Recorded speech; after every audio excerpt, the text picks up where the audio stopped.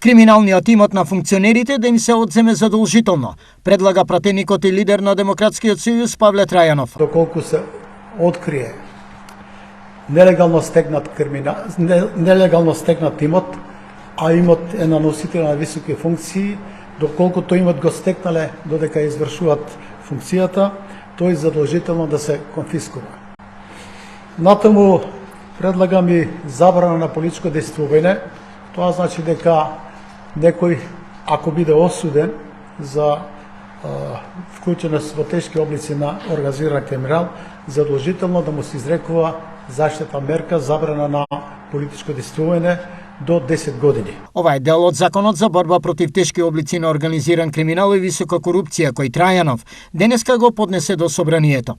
Освен ова, истиот предвидува и строго следење на сите тендери во државата. Освен што ќе открива тешки кривични дела над 100.000 евра со вредност, значи оваа агенција треба оперативно да ги следи или да спроведува оперативна истрага скоро на сите јавни набавки. Значи над 90% од јавните набавки се наместени, тука има корупција и на овој начин преку јавните набавки се одлеваат милиони евра во приватни джепови. Според Трајанов, во државата има 7 тела кои се занимаваат со истражување и спречување на корупција, но ниту едно од нив не е имуно на партиски влијанија.